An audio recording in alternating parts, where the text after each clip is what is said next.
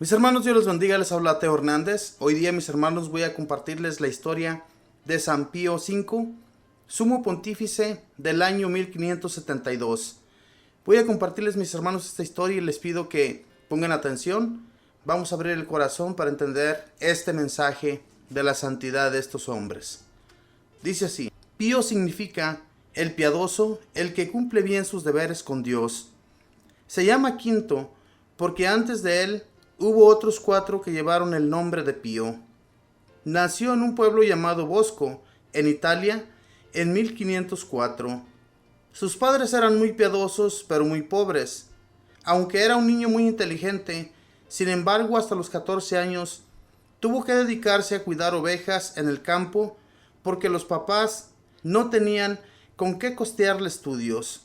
Pero la vida retirada, en la soledad del campo, le sirvió mucho para dedicarse a la piedad y a la meditación, y la gran pobreza de la familia le fue muy útil para adquirir gran fortaleza para soportar los sufrimientos de la vida. Más tarde, será también pastor de toda la iglesia. Una familia rica notó que su hijo Antonio se comportaba mejor desde que era amigo de nuestro santo, y entonces dispuso costearle los estudios para que acompañara a Antonio y le ayudara a ser mejor, y así pudo ir a estudiar con los padres dominicos y llegar a ser religioso de esa comunidad. Nunca olvidará el futuro pontífice este gran favor de tan generosa familia. En la comunidad le fueron dando cargos de mucha importancia: maestro de novicios, superior de varios conventos, y muy pronto el Santo Padre, el Papa, lo nombró obispo. Tenía especiales cualidades para gobernar. El protestantismo estaba invadiendo toda la región y amenazaba con quitarles la verdadera fe a muchísimos católicos. El Papa nombró a nuestro santo como encargado de la asociación que en Italia defendía a la verdadera religión. Viajando casi siempre a pie y con gran pobreza, fue visitando pueblos y ciudades, previniendo a los católicos contra los errores de los evangélicos y luteranos y oponiéndose fuertemente a todos los que querían atacar nuestra religión. Muchas veces estuvo en peligro de ser asesinado, pero nunca se dejaba vencer por el temor. Con los de buena voluntad era sumamente bondadoso y generoso, pero con los herejes mostraba su gran ciencia y sus dotes de oratoria y los iba confundiendo y alejando en los sitios a donde llegaba. El Papa, para premiarle sus valiosos servicios y para tenerlo cerca de él como colaborador en Roma, lo nombró cardenal y encargado de dirigir toda la lucha en la Iglesia Católica en defensa de la fe y contra los errores de los protestantes. Al morir el Papa Pío IV, San Carlos Borromeo le dijo a los demás cardenales que el candidato más apropiado para ser elegido papa era este santo cardenal, y lo eligieron y tomó el nombre de Pío V. Antes se llamaba Antonio Crisleri. Antes se acostumbraba que al posesionarse de cardenal un pontífice, se diera un gran banquete a los embajadores y a los jefes políticos y militares en Roma. Pío V ordenó que todo lo que se iba a gastar en ese banquete se empleara en darles ayuda a los pobres y en llevar remedios para los necesitados de los hospitales. Cuando recién posesionado iba en procesión por Roma, vio en una calle al antiguo amigo Antonio, aquel cuyos papás le habían costeado a él los estudios, y lo llamó y lo nombró gobernador del castillo San Ángelo, que era el cuarto del Papa.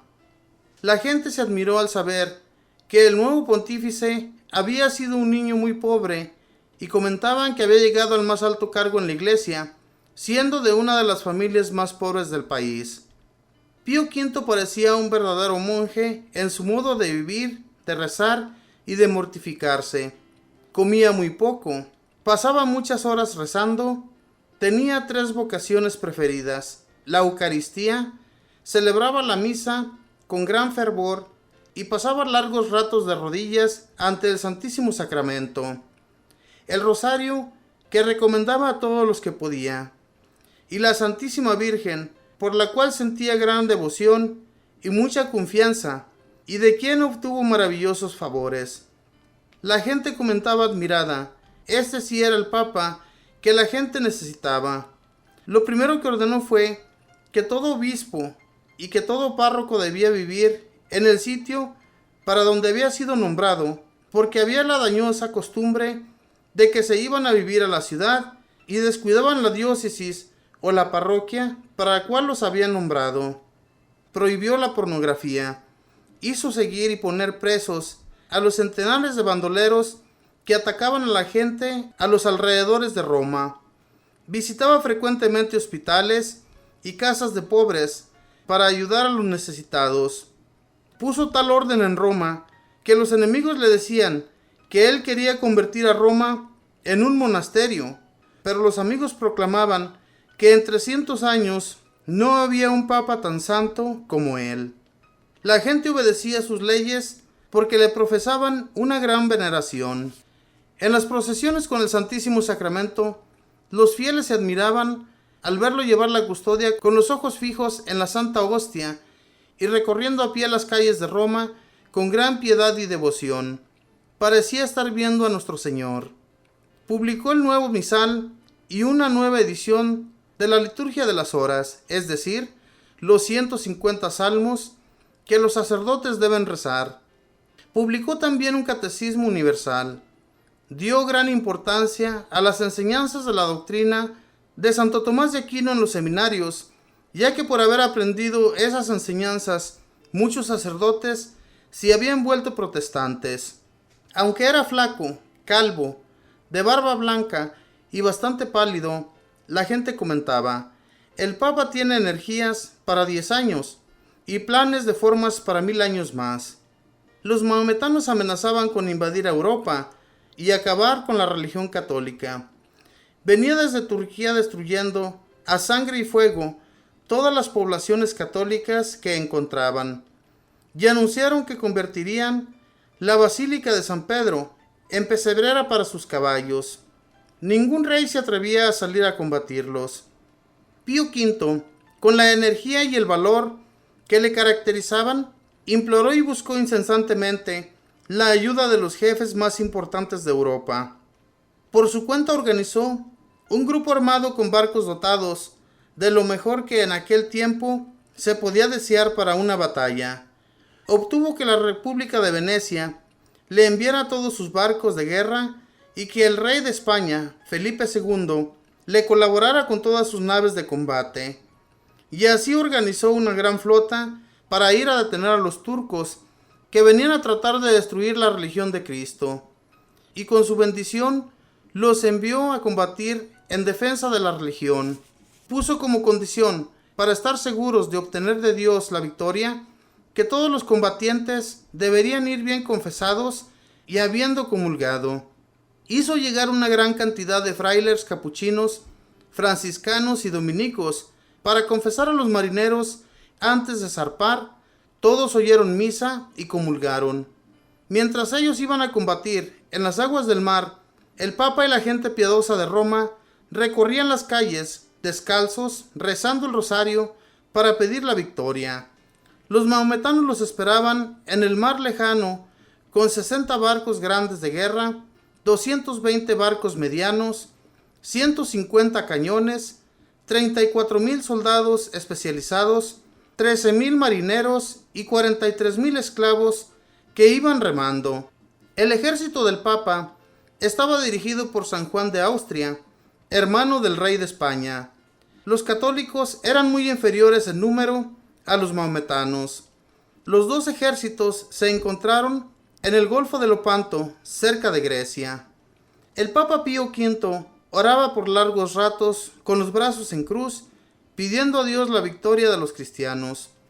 Los jefes de la Armada Católica hicieron que todos sus soldados rezaran el rosario antes de empezar la batalla. Era el 7 de octubre de 1571 a mediodía. Todos combatían con admirable valor, pero el viento soplaba en dirección contraria a las naves católicas y por eso había que emplear muchas fuerzas remando. Y aquí quedó un momento a otro. Misteriosamente el viento cambió de dirección y entonces los soldados católicos soltaron los remos y se lanzaron todos al ataque. Uno de esos soldados católicos era Miguel de Cervantes, el que escribió el Quijote. Don Juan de Austria, con los suyos, atacó la nave capitana de los maometanos, donde estaba el supremo almirante. Allí le dieron muerte a este, e inmediatamente los demás empezaron a retroceder espantados. En pocas horas quedaron prisioneros 10,000 maometanos. De sus barcos fueron hundidos 111 y 117 quedaron en poder de los vencedores. 12,000 esclavos que estaban remando en poder de los turcos quedaron libres.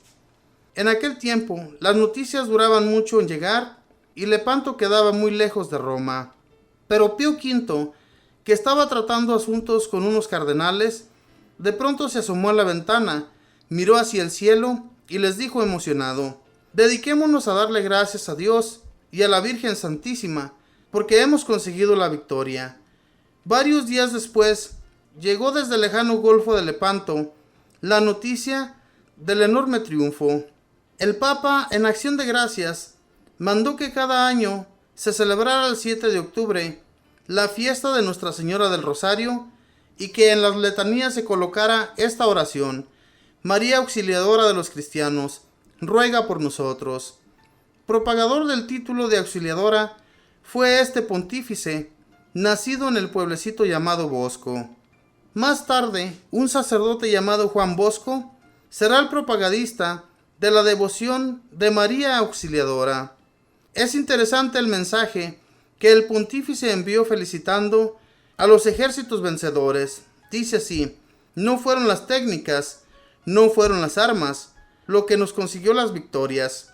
Fue la intercesión de la Santísima Virgen María, Madre de Dios. Pío V murió en mayo de 1572, a los 68 años de edad, y fue proclamado santo por el Papa Clemente XI en 1712. En este tiempo de tanta proliferación de protestantismo por todas partes, que este valiente defensor de la Iglesia ruegue por nosotros. Si tú haces algo por la Virgen María, la Virgen hará mucho por ti. Esta fue la historia de San Pío V, un hombre que cuando fue pequeñito fue muy pobre, no tenía con qué estudiar, pero hubo una familia que miró que cuando este niño se juntaba con su hijo, el hijo tenía muy buenos comportamientos, y entonces decidieron costearle también los estudios a él, y fue de esa manera, mis hermanos, que llegó a la santidad, porque fue un hombre muy bueno, que llegó a ser papa y además, hermanos, armó a los países de Europa para que fueran a pelear en contra de los maometanos, que venían muy fuertes, queriendo arrancar la religión católica, pero no les fue fácil porque les dieron una batalla que al final de cuentas tuvieron que retroceder y fueron vencidos. Entonces, aquí es cuando llega la victoria para los cristianos. Estos maometanos eran hombres, hagan de cuenta que eran como los piratas, que llegaban e invadían lo que ellos encontraban al frente. Pero no les fue fácil nunca, porque estos maometanos eran muy malos. Sin embargo, Dios decidió darle la victoria a los europeos, especialmente a los italianos y a los españoles, que fueron los que pelearon más, que estuvieron más al frente, y de esa manera la religión católica continuó siendo la número 1 en toda Europa, porque en aquel tiempo también había mucho protestante, que estaba plagado de protestantes. Llegó a haber sacerdotes que se convirtieron al protestantismo. Pero llega este papa y les recomienda que recen con más fervor y que las misas se lleven a cabo de la manera que Dios lo pide, que sean fervorosos. Y también algo que él impuso: cuando los sacerdotes llevaban el sacerdocio a su cargo, allí donde los ponían, en esa iglesia, tenían que quedarse allí, ya que ellos se iban a las ciudades a vivir. Tenían una costumbre muy horrible, costumbre que hoy en la actualidad, mis hermanos, yo pienso que es igual que antes.